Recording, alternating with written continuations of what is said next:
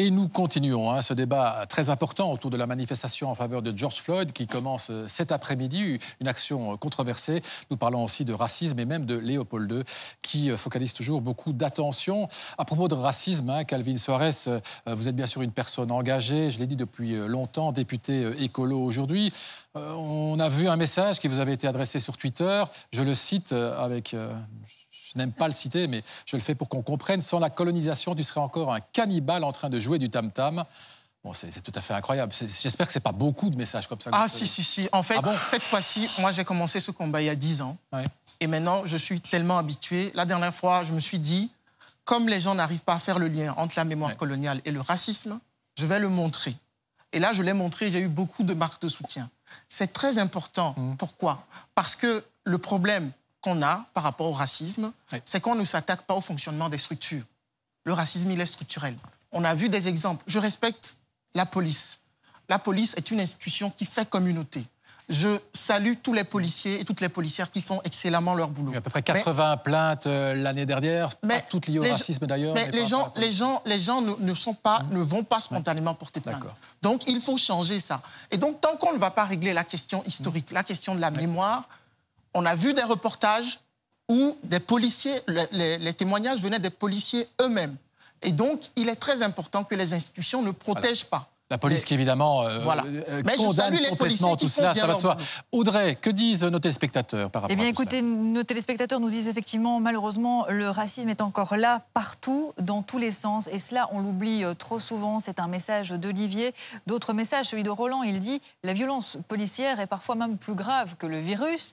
Et donc, effectivement, d'autres messages nous disent « Je soutiens cette manifestation. Par contre, ce n'était peut-être pas le meilleur moment. Et comment pouvoir garder les distances de sécurité si on a 8000 personnes sur place, même de manière statique, ça risque d'être compliqué. Vous l'avez entendu, les organisateurs espèrent que ce sera possible. La place Pleurte est évidemment assez grande. Quand on parle de racisme chez nous, on pense souvent à une personne, Léopold II, le deuxième roi des Belges. Il a pris le contrôle du Congo en 1885. Il est effectivement très controversé, à tel point qu'on évoque souvent le déboulonnage de ses statues. Il y a quelques années, des Namurois, riverains du Léopold II en pied, situé à Salzine, m'ont confié ces mots, oreilles sensibles, s'abstenir. Nous avons exploité le Congo belge et à mon avis, il ne mérite pas d'avoir une statue ici. Pourquoi la supprimer? Elle est bien là. Grâce à lui, on a eu des richesses. Dommage que Baudouin a remis le Zaïre aux Zaïrois. Ah, vous auriez voulu garder la colonie? Bien sûr. On serait le pays le plus riche au monde. S'enrichir au détriment des autres, ce n'est pas s'enrichir, c'est voler. Zamora Movafiba, faut-il déboulonner ces statues? Est-ce que ça vous fait mal? Il y en a une à Bruxelles, qui est régulièrement d'ailleurs vandalisée. Ça vous fait mal? Il faut les déboulonner intelligemment. Il faut d'abord absolument éduquer la population belge parce que les Belges ne savent pas qui était Léopold II. Si on les déboulonne directement, ça fera comme si on effaçait l'histoire coloniale de la Belgique. Or, ce n'est pas ça que nous cherchons à faire. Ce que nous cherchons à faire exactement, c'est éduquer le Belge, premièrement, et deuxièmement... Qu'il ne sait pas ce que vous voulez qu'il sache. Exactement, absolument. Parce que beaucoup de personnes glorifient Léopold II, mais ne savent absolument pas ce qu'il a fait. C'est exactement on en parle dans un instant, ce qui s'est passé en Allemagne. Oui. Terrible, un exemple terrible. Et je suis content que M. Plasman soit là. Historien. Voilà, j'ai des accords, j'ai des désaccords aussi avec lui. On arrive à débattre. Mais un jour, il m'a donné un exemple qui m'a glacé le sang en public, donc je ne trahis pas sa pensée. Il a dit, en tant que père, qu'il a été choqué de voir dans les archives qu'on crucifiait des bébés. Il faut que les gens le sachent. Il faut que les gens sachent. Des bébés congolais lors de la colonisation belge, c'est ce que vous dites. Absolument. Donc, il faut, pour moi, il faut contextualiser. C'est ça. Mais une étape doit permettre aux Belges de savoir ce qui se passe. Chacun va bien sûr s'exprimer, mais encore un tout dernier mot. Pour vous aussi, ce fameux tunnel Léopold II, qui est un très grand tunnel à Bruxelles, qui va grosso modo du canal à la basilique. Vous aussi, chaque fois que vous passez dedans, ce nom vous horrifie, vous voulez qu'on lui donne un autre nom, c'est ça Absolument. Je ne vois nulle part en Allemagne où il est écrit Hitler. Oula. Monsieur Van Notbord, vous entendez Léopold II, bon, c'est vrai que votre parti est républicain, la NVA, mais quand vous entendez ça, il faut déboulonner Léopold II. Je poserai la question évidemment également à monsieur. Oui, vous le dites bien clair, et je ne suis pas royaliste du tout. Et aussi, on a bien appris que l'histoire belge au Congo, il y a des images horrifiques qui nous surprennent. Et vraiment, il y a une page noire qui est là dans notre histoire. Déboulonner ou pas? Moi, je pensais, comme peut-être mes collègues ont dit, qu'il ne faut pas enlever tout de suite des images comme le statut de Léopold II. Il vaut mieux éduquer les Mettre gens, un mot les d'explication élèves, peut-être une en dessous. explication et vraiment... Ouais. Qu'est-ce qu'on a fait aussi avec des autres figures historiques. Ça a commencé déjà.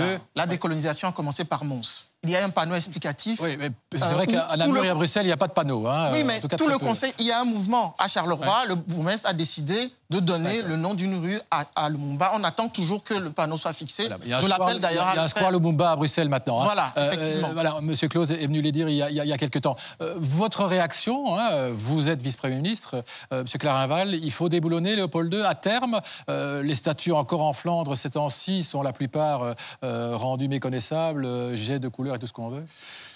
Deux choses. La première, monsieur a raison. Ce qu'il faut faire, c'est éduquer les gens et surtout leur expliquer, enseigner l'histoire de notre pays. On le fait mal manifestement.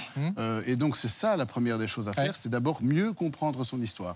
Ensuite, en effet, moi, je ne suis pas pour qu'on enlève l'histoire de notre pays. Il y a des on regarde les statues, mais on met un mot d'explication. Il y a des statues de Godefroy de Bouillon. Est-ce qu'on va le déboulonner? Il y a des statues de Napoléon. Est-ce qu'on va le déboulonner? Mais on explique. Il faut expliquer les choses. Et en effet, la colonisation, il y a des pages horribles de la colonisation. Je suis tout à fait d'accord avec vous. Et il faut le dire. Mais on va le dire, mais on va le dire. Aussi, je vous prends au mot. Et donc on ne peut pas, ce ne sont pas les politiques qui doivent écrire l'histoire. Il y a des historiens, ils sont là pour ce faire. Ce n'est pas aux politiques d'écrire l'histoire. Alors, on y va. Avec Pierrick Pleyre-Hulluc Plasman, vous êtes donc évidemment historien, spécialiste de Léopold II. On va remettre les choses en contexte. Hein. Donc, 1885, Léopold II achète le Congo.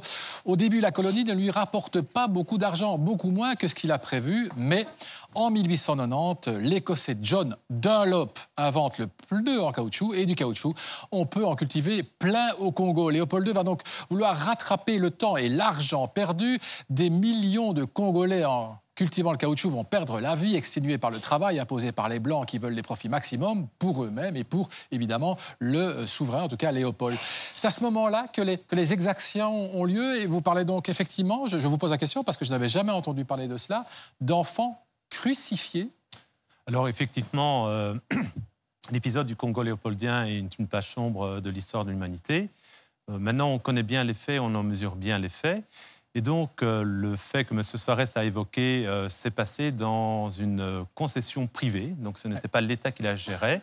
Ou, de surcroît, ce n'est pas pour une fois des journaux anglais ou des journaux allemands qui ont rapporté les faits, mais ce sont des journaux anversois, parce que la société était anversoise, qui ont rapporté ces faits extrêmement terribles. Vous dites souvent ça, hein, ce n'est pas Léopold II qui a donné directement des ordres. Je prends un exemple au niveau des mains coupées. On va avoir la réponse de M. Plasman. Hein. On parle beaucoup de mains coupées. Il aurait par exemple dit cette phrase « On peut tout couper aux Congolais, mais pas leurs mains. C'est la seule chose dont j'ai besoin ». Phrase dans la presse encore rapportée ce week-end.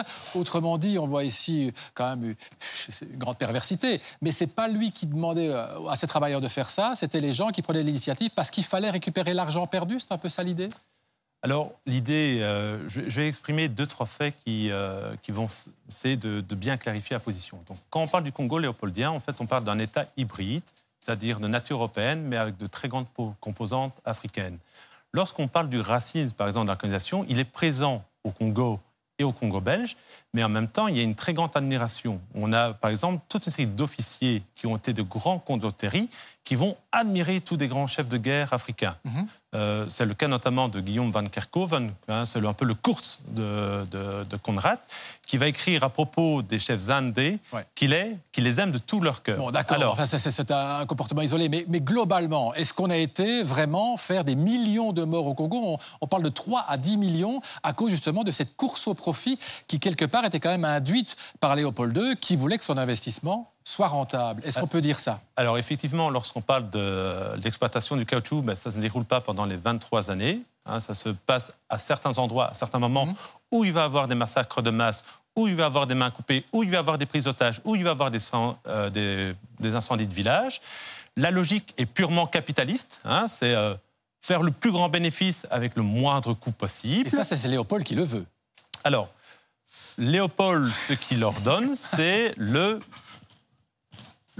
comment dire, Les ordres qu'on a dans les archives conservées à Bruxelles, c'est de faire les plus grandes récoltes possibles. C'est ça, donc le plus grand profit possible. Le plus grand profit et c'est possible. là qu'on induit des comportements épouvantables, Voilà. parce que les gens sont très motivés quand on leur parle d'argent, et donc ils font n'importe quoi. Voilà, là vous cernez bien le problème. Ce qui est aussi intéressant, c'est qu'on connaît beaucoup moins. Et donc quand j'avais cité à M. Suarez ce fait, c'est parce que mon indignation, je l'ai retrouvée sous la plume du roi. Et il va écrire, il va taper du poing sur la table, et des actions au niveau justice vont être prises, et des seuils de violence vont être mis. La question est de savoir, et elle doit être enseignée, pourquoi finalement cet État indépendant du Congo est aujourd'hui montré comme la diabolisation du mal absolu. Et dans ce sens, pourquoi Léopold II, qui écrit « Je suis là d'être souillé de sang et de boue, il faut faire des exemples, il faut que ces turpitudes s'arrêtent, nous sommes mis au banc de la civilisation », pourquoi finalement, Léopold II n'a pas arrivé à briser définitivement donc ça reste évidemment, on l'entend, il y a encore du travail historique à faire, et c'est vrai qu'on a du mal à savoir quelle est vraiment la responsabilité personnelle de Léopold II. Vous le dites vous-même, manifestement il y avait un cadre, mais il n'a pas demandé aux gens de faire des exactions. Vous êtes d'accord avec ça? On termine, s'il vous plaît. Je pense qu'il faut vulgariser. Il faut vulgariser, on l'a vu pour Émile Storms, pardon. Qui est donc le travail de Michel Bouffiou. Je l'explique, Émile Storms, qui est donc un général qui a servi Léopold II au niveau de la conquête du Congo et qui manifestement a fait des choses épouvantables, notamment un chef noir dont il a coupé la tête. Enfin, je passe les dates, c'est horrible. Le problème, c'est que le bouquin de monsieur Plasman, les gens ne vont pas le lire. Il faut le vulgariser. Michel Bouffiou l'a vulgarisé. Et donc, on va faire des panneaux explicatifs. Mais il faut parler des discriminations. Au Pukkelpop, lorsque deux jeunes femmes se font agresser, deux jeunes femmes noires se font agresser au son de couper les mains au Congo. Le Congo est à nous par des gamins de 17, 18, 19 ans. Ça a été condamné absolument au début du